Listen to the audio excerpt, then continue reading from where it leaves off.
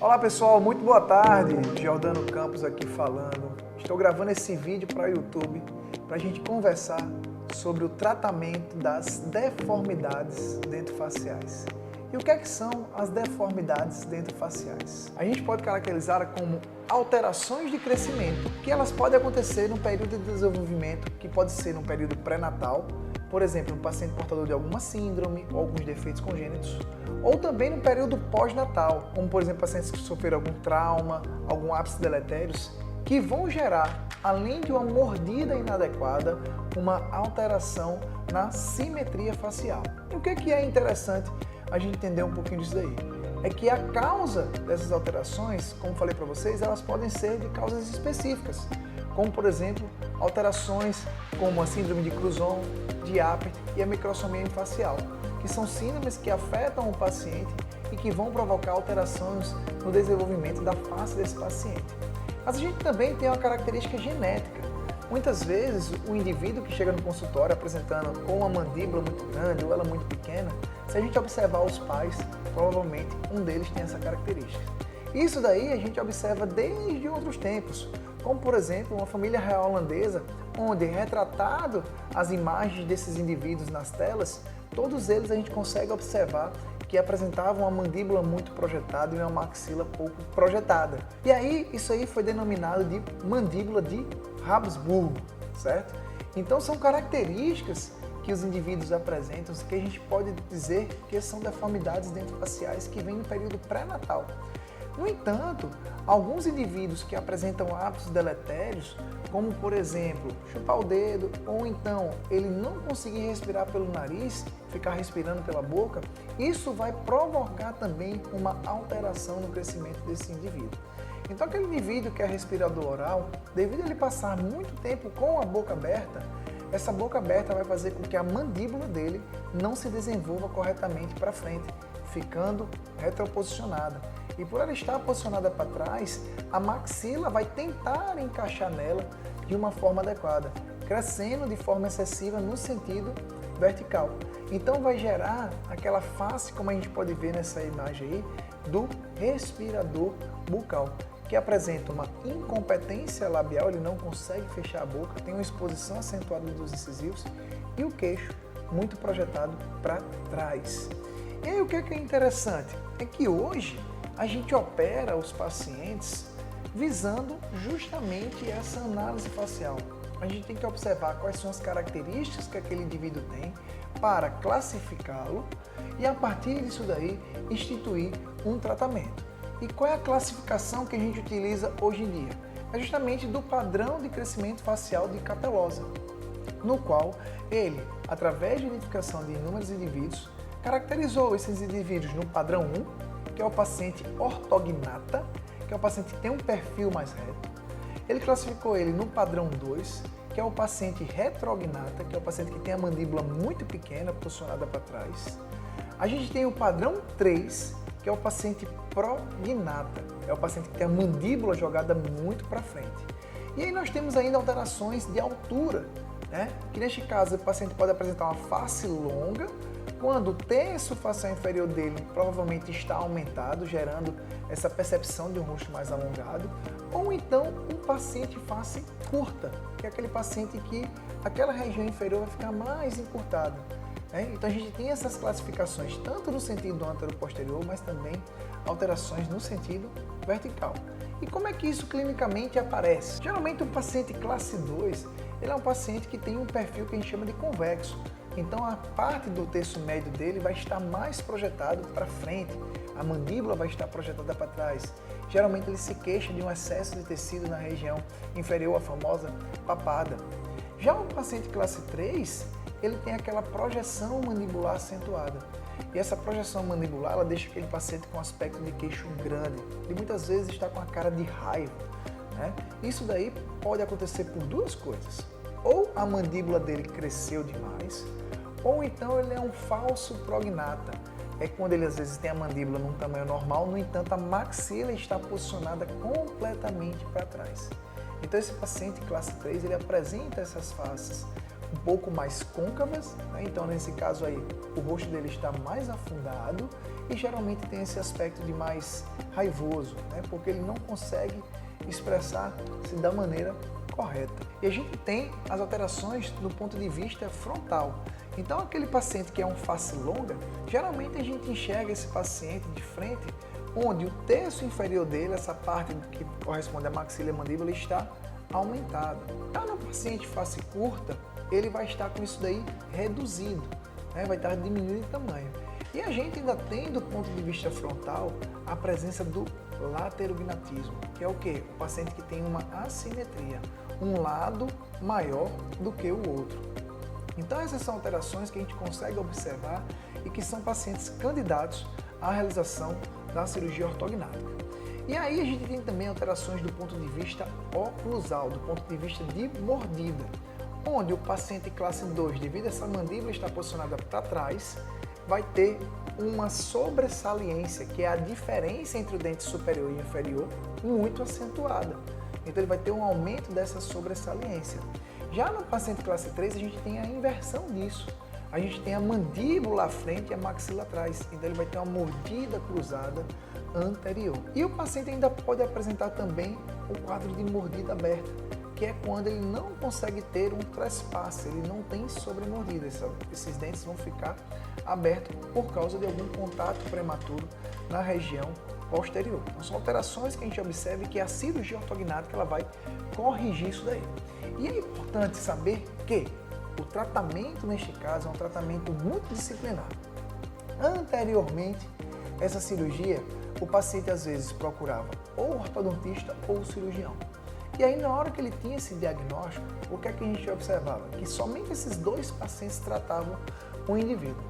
No entanto, o que é que a gente observou com o passar do tempo? Que ao incorporar novas especialidades no tratamento do paciente com a deformidade dentofacial, a gente teve uma melhora nos resultados. Então, hoje, a fono e a fisioterapia nos auxiliam bastante no período prévio e principalmente no pós-operatório. Então, o pós-operatório, com esses profissionais fazendo a assistência do paciente, permite que ele tenha o quê? Uma recuperação mais rápida. Aqueles resultados que a gente obtinha com vários meses, hoje com poucos dias a gente consegue reduzir o edema, melhorar a fala do paciente, melhorar a questão de como ele está se alimentando de uma forma muito mais rápida. No entanto, eles não são os únicos. A gente ainda acrescentou a psicologia e a nutrição. A nutrição por quê? Porque como o meu paciente que precisa de uma cirurgia para corrigir essa alteração na face, ele precisa passar 45 dias sem se alimentar de alimentos sólidos, ele precisa se nutrir de uma forma adequada. Então o paciente não vai ficar só tomando sorvete. Ele tem que ingerir a quantidade de proteínas, carboidratos e gorduras de forma ideal. Para quê? Para que ele não fique com o corpo inflamado, para que ele não tenha fome e que ele possa passar por esse período de restrição de dieta de uma forma muito mais tranquila. E a psicologia? Ela é importante por quê? Porque muitos desses pacientes que apresentam alterações na face podem ter algum tipo de alteração de ansiedade, alguma dificuldade no convívio social por causa da deformidade, e a psicologia ela vem ajudar esses pacientes. Principalmente aquele paciente que é resistente à mudança, aquele paciente que ainda não sabe se vai realmente ser beneficiado pela cirurgia ou não. O suporte psicológico é muito importante, porque por a gente mexer na face do paciente, ele precisa depois olhar no espelho e se identificar. E muitas vezes, devido às alterações que acontecem, isso pode ser difícil. Então a psicologia ela também nos auxilia neste ponto. E lembrando que todos eles têm que estar conectados, não todos eles falando a mesma língua. E aí o paciente passa a começar o tratamento dele. Então como é que é a cronologia desse tratamento? Na primeira etapa, ele geralmente, na maioria dos casos, vai fazer uma ortodontia pré-operatória. Essa ortodontia ela pode variar de poucos meses a até alguns anos. O que é que vai ditar o tempo disso daí? É o nível de má oclusão que esse paciente apresenta. Se os dentes deles tiverem necessidade de muita movimentação, consequentemente mais tempo vai levar para que ele seja preparado para a cirurgia. E aí tem uma avaliação fonoaudiológica previamente à cirurgia, onde esse paciente, após estar liberado pelo ortodontista, ele vai procurar o cirurgião e o fonoaudiólogo para quê? Para ver se já tem alguma alteração que precisa ser tratada antes da cirurgia. Depois disso, a terceira etapa é nada mais nada menos do que a cirurgia ortognática. Então a gente executa o procedimento e depois esse paciente volta para a ortodontia para fazer a finalização ortodôntica.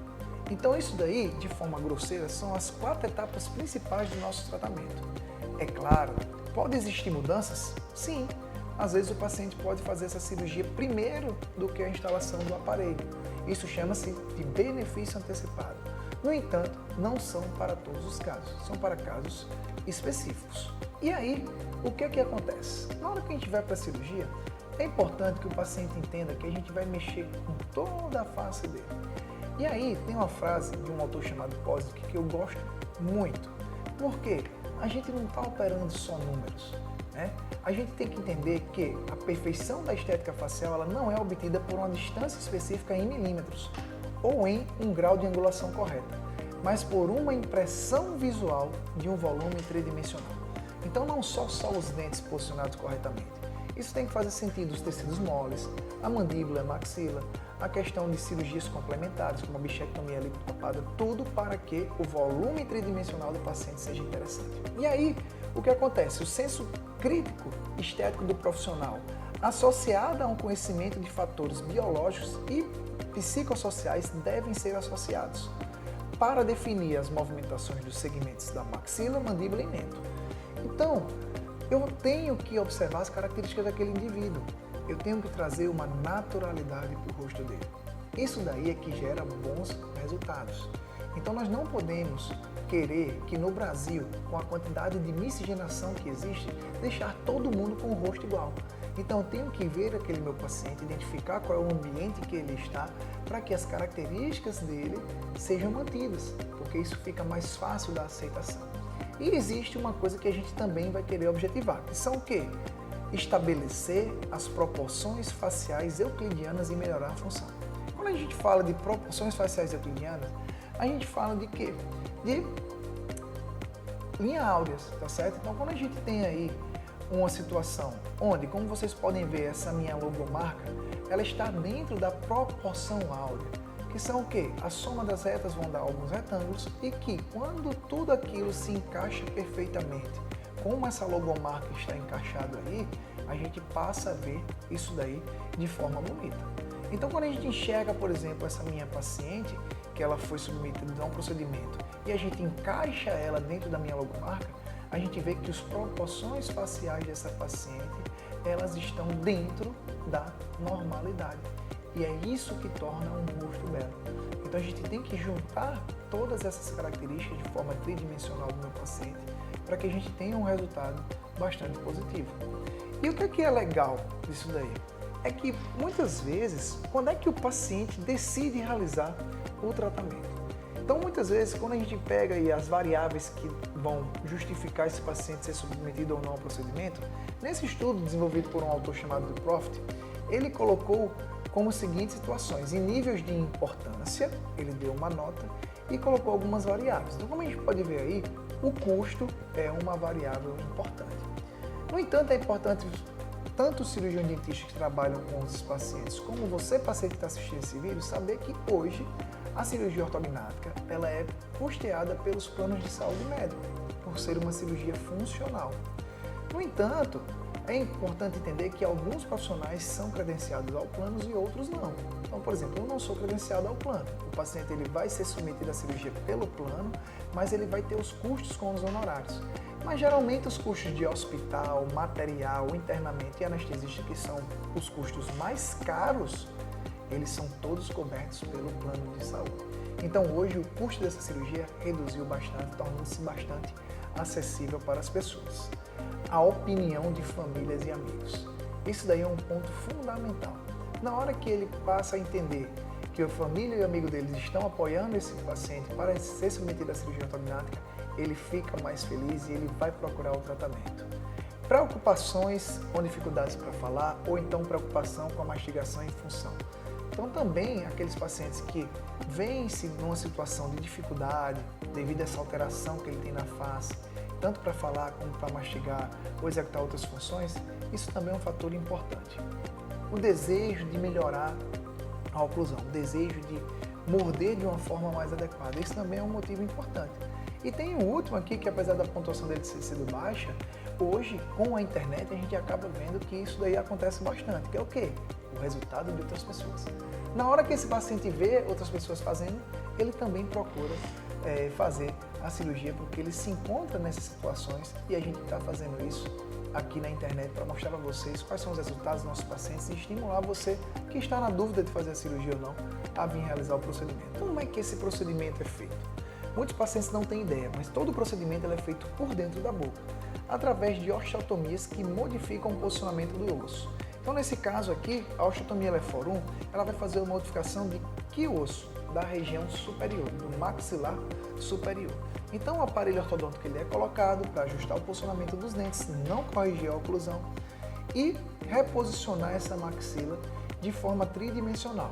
Nesse desenho esquemático, ele está mostrando um posicionamento antero-posterior, um posicionamento para frente disso daí. E aí, a fixação com placas e parafusos é realizada para estabilizar esse osso na nova posição e gerar uma nova oclusão. Então, muitas pessoas às vezes acreditavam que, nossa, eu tenho que ficar com minha boca travada no pós-operatório? A resposta é não. Hoje, os pacientes saem abrindo e fechando a boca normalmente, pois eles colocam essas placas e parafusos que seguram o osso na posição. No entanto, é importante saber que devido ao edema que forma no pós-operatório, essa restrição da abertura bucal acontece, mas que ao passar dos dias o paciente vai recuperando isso de uma forma normal. Mas também existe necessidade de correção da região inferior, que a gente chama de osteotomia sagital do ramo mandibular. Essa osteotomia é uma osteotomia interessante. Ela acontece em forma de gaveta, então ela começa na parte interna da mandíbula e termina nessa parte mais externa, chegando muito próximo ao nervo em amarelo que vocês estão vendo aí, mas que permite o deslizamento, tanto para frente como também a possibilidade de recuo. Neste desenho esquemático, a gente está vendo a modificação para frente. E aí placa e parafuso de titânio também são colocados na região para fazer a fixação disso daí e permitir que haja uma regeneração óssea e que isso vai dar um novo perfil àquele meu paciente. Mas em alguns pacientes, somente essa osteotomia do sagital do ramo mandibular ela não é suficiente. A gente precisa fazer uma osteotomia complementar à região anterior da mandíbula, chamada de mentoplastia, que vai permitir que a gente coloque esse mento para frente, para trás, para um lado, para o outro, com o objetivo de dar o quê? Uma correta simetria facial e também um perfil mais harmônico, que também é feito tudo por dentro da boca, fixado com placas e parafusos de titânio. E o que é interessante hoje em dia? É que toda essa cirurgia ela pode ser planejada virtualmente. Então o paciente ele já sabe o que vai acontecer com ele e o cirurgião tem a noção daquilo que vai ocorrer durante a realização do procedimento cirúrgico. Então quando a gente observa esses exames no software que a gente chama de Dolphin, tá certo? É um dos softwares que faz esse tipo de planejamento, a gente faz uma soma de fotografias, tomografias e escaneamento e consegue mostrar para o paciente, tanto no período pós-operatório como ele vai ficar, e como também vai acontecer a cirurgia, em termos de movimentações ósseas, contatos dentários. E neste programa é possível confeccionar guia cirúrgico, que esse guia cirúrgico ele é baseado nos dentes e que vai definir um novo posicionamento desse osso. Então o que é que modifica com isso daí? É que hoje a gente tem uma precisão cirúrgica muito acentuada. Então a gente consegue transformar aquilo que está no computador para um ambiente real de uma forma segura. Porque esse guia em vermelho que vocês estão vendo, ele é impresso em impressora 3D e vai permitir que na hora da cirurgia a gente tenha uma melhor qualidade desse material, reproduzindo exatamente aquilo que aconteceu no computador. Então isso acaba sendo uma ferramenta de comunicação bastante interessante para o nosso paciente. Então, gente, terminamos a primeira parte, onde a gente fala sobre o diagnóstico das deformidades dentofaciais. E vocês fiquem ligados que vai ter a parte 2 e 3, onde eu vou falar naqueles pacientes que são retrognatas, que têm um queixo pequeno, e vou falar daqueles pacientes que são prognatas, que têm um queixo maior. E no final, a gente ainda vai fazer a nossa parte 4, falando dos pacientes que possuem uma assimetria facial.